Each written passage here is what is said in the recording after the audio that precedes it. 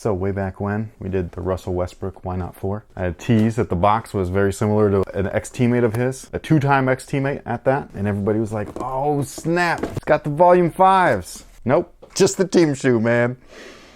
Just the team shoe.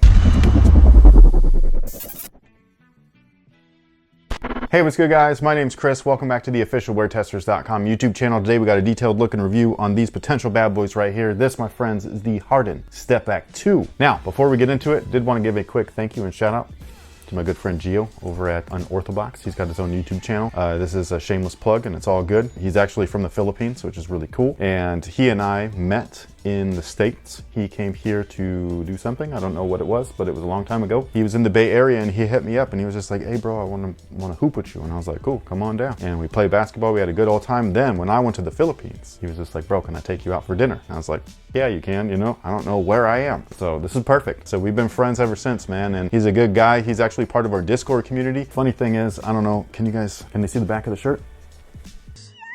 So it says Sensei back there, which is really cool because that's what he calls me. He hits me up all the time and he's just like, Sensei, I have a question. And yeah, and so it's just real funny. So, and you can see the influence in his videos. And I'm also trying to let him know, like, you don't have to do what I do. You can do your own thing and your content's still gonna be dope. Like he's got one of the dopest intros ever. I guarantee it. Now, with that being said, these guys right here, for a team shoe, these look very, very good. They look damn near like the actual shoe, the Volume 5, you know what I mean? And I think that that's really cool because it's a derivative line, but it still has its own features. It reminds me of, this is a very deep cut, but the original Jumpman Pro Strong, where from far away, they look damn near like the 13s. And that was good enough for me because that's all I could get. Couldn't afford the Jordan 13s, but I could afford the Pro Strongs, and so I did that. Not the same shoe, but it was all good. Now, not only do these look promising on court, but on top of that, you can tell that these, along with the Volume 5s, take a lot of inspiration from the Yeezy 350 line. One of those things comes from the outsole right here. You can say that this is just a new pattern of what they featured on the Volume 4, and I would agree with you. However, this really does remind me of the bottom of the 350s. It just does. You mean like the shape? Not just the shape, but like the lines and stuff. The 350's got this pattern in it. I've said it about the Hardens before, but that traction pattern will always be a nutter butter to me. Always. And I will not, I would never dispute that because every time you tell me that, I'm just like, God dang, man, it does. You know what I mean? But to me, like the first thing I think of is the Yeezy 350 V2. And do I think that's a bad thing? No, because I love those. I think that they look great. Now the midsole itself is made out of Bounce. Bounce is underrated. I'm just gonna tell you right now. As far as a foam cushion is concerned, Bounce is one of the best. And it's one of the cheapest on top of that, which also makes it a great bang for your buck option. So I think that's great. That's something that's also great about having a subline like this, where you can actually put what used to be signature features on a sub shoe, because these used to be on the Dame shoes, and some of the Hardens I don't think ever had Bounce. They always had Boost and then Light Strike. But Bounce at one time was one of Adidas's, like, it was either Boost or Bounce, right? This pre-Light Strike days, which is actually not that long ago. But yeah, so when you have that on a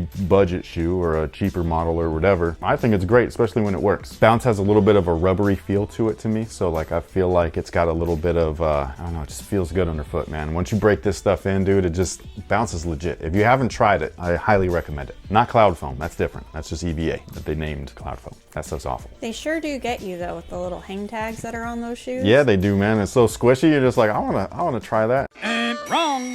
Most of that EVA or the Cloud Foam is the insole. It's not even the midsole itself. The midsole is just a slab of EVA, which is what Bounce is, and all foams. All foams are a derivative of EVA. They're just tweaked and then named, and then it gets you because it's like, oh, Bounce sounds cool. Now the upper on these guys is very different from the previous version of the Stepback. The previous version had a lot of leather on there along with some textiles, which I really loved. This guy kind of like throws all that out the window. It's just all textile, everything. And I wish that I could do a really good side-by-side comparison with these and the original Stepbacks. Unfortunately, I gave my originals away. However, Jalik didn't.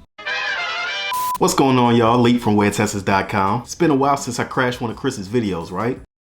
So what I'm here to do is not only talk about the Harden Stepback 2, but talk about how it differs from what I remember in the original Harden Stepback. First difference that stands out to me is this back here. As you can see, there's just a lot more rubber wrapping up the heel from the outsole on this pair. Essentially, this is like a rubber cup sole, if I'm being honest, or at least it feels like it in the heel area in particular, where all that rubber does wrap up the heel. Just from walking around in the house in the Stepback 2, I can already tell that the transition is just gonna be a lot smoother from heel to toe. So definitely is a welcome change in the Harden Stepback 2, scaling back on some of that rubber. Another area of welcome change where I felt like they scaled back on was the use of synthetic materials. You do still have a fair amount of synthetics on the Harden Stepback 2. However, it's just more strategically placed, more for durability purposes and high wear areas. As you can see with this one, it's basically like a vinyl just wrapping around the entire toe cap, also going into the lacing system a little bit. The main thing I wasn't feeling about those materials were just like, I remember there being like some hot spots right around this area. You can already see where it's kind of scrunched up. Obviously, I still kept things pretty secure around that area, but even when I tried to loosen up for a bit, I just remember kind of having some pain points in that area. With the Harden Stepback 2, I just feel like it was a lot smarter usage of synthetic materials, a lot more strategic placement, and it feels a lot nicer on foot despite this being a more narrow finish shoe. That's all I really got. I'll go ahead and give the video back to Chris. I don't know where we're gonna resume things with him, but hope you all have a good one. Thank you all for tuning in, and I'll catch you in another video sometime soon. Leak.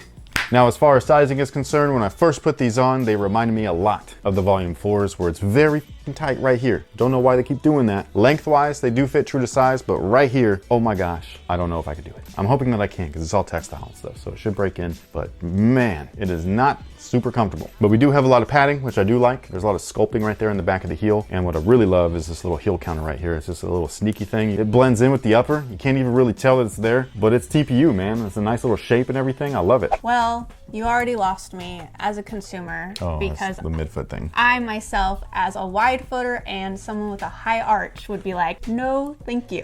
Yeah, I do wonder how, you know, people with that and stuff, what this shoe actually ends up doing for me though, which might be a good thing for the next shoe, but this makes me really, really want to try the Volume 5, just based off of like what that shoe offers. You know what I mean? Like, it's got very similar aesthetics. The tech of that shoe is very interesting, where it's got a light strike midsole, it's got a boost insole, and then on top of that, they welded the entire upper and the midsole and tooling together. And so it's like, what? Like, it's not glued, it's heat welded.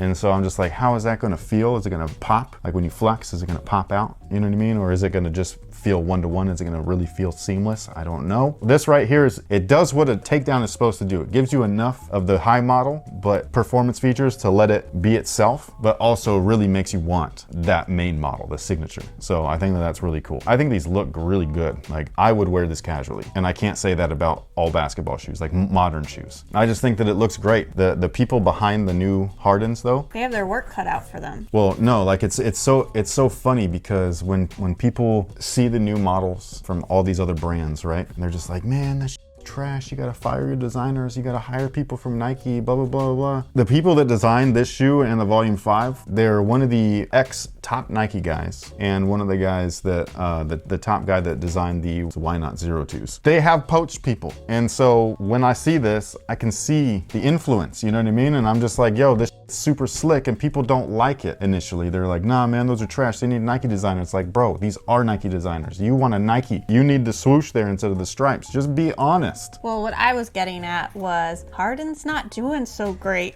right now. Look, man, and so they're fighting his negative. No, I avoided that whole thing. Okay, That's what I'm here for. I avoided that entire conversation because I'm just not trying to do that. You know, Harden right now is a vibe of into himself. I miss old Harden so bad. I love Harden singing in the studio with Steph Curry. Steph Curry being like, please stop. Yeah. That's the Harden that I want. I'm at the strip club. It almost sounds like that's the hard-on that I want. That's a Michael Scott wet dream right there, you know what I mean? Anyways. Nah, but I do agree with you, which is exactly why I didn't want to touch on it. I don't like the diva mentality of a superstar athlete that gets paid multiple millions per year to play a sport. I get really emotionally invested in the conversation, to say the least. I just didn't want to have none of that negativity in this video. I just was like, fuck it, man. I'm just going to talk about the shoe and what the shoe offers. I think that Harden's a good guy overall. I think he's a great basketball player. He's one of the most intelligent players in the league right now as far as on the court goes. He knows how to move his body. He knows how to get those fouls. Hack-a-Shaq was one thing. This guy makes you foul him when you don't want to. And that's really something interesting. You know what I mean? Like, I've never seen a player do that before. And I just can't take his current state of mind, his attitude. I don't know what's going on with him. I don't know. 2020 got to him. I don't know. You know what I mean? But I just wanted to keep it about the shoes. I respect the guy. That's the main thing. I respect the guy. I just wish that he had a more positive, just be more professional. I don't like every shoe that I want to, that we have to review, but I still come out here and I'm like, hey. Here's what it has to offer. Yeah, you know what I mean? I do give you my opinion. So if I don't like it or if I don't like something, I'm going to tell you that, but I'm not trying to shit on anybody. I'm just trying to explain what they offer and what I like or dislike about them and why. I give Harden the benefit of the doubt. I just wish that it just wasn't public. That's the main thing. I wish that it wasn't so public. Well, if y'all want to leave your comments on Harden down below, oh, I'm sure they already. My popcorn. I'm sure they already did. Yeah, I'm pretty sure like the beginning of the whole comment section is just about his current attitude. When you're a player that good, like the conversation should be about how good you are. It just really bums me out, man. It's such a negative thing, you know, and it just creates toxicity, and I don't like it. I hope that he's doing good, and I hope that he fixes whatever's going on in his life. Finds himself. He's lost in the beard. I'm not sure. Maybe. The beard overtook the man. He needs to get back in the studio. For real. Just have some fun. Yeah. You know, just have fun, man. You play a game for a living, dude. But with that being said, thank you guys so much for watching. Thanks for all the support. Let us know what you think about these, okay? And Harden. No. These down below in the comment section. I'd love to hear from you guys. So until next time, have a good one. I rip my shirt open and show off my chest. Is that how it goes? Something. I can't remember. That was one of the best commercials. Good. I think that was a Foot Locker and Nike thing. It was, because Steph was still at Nike. Yeah. What a good time that was.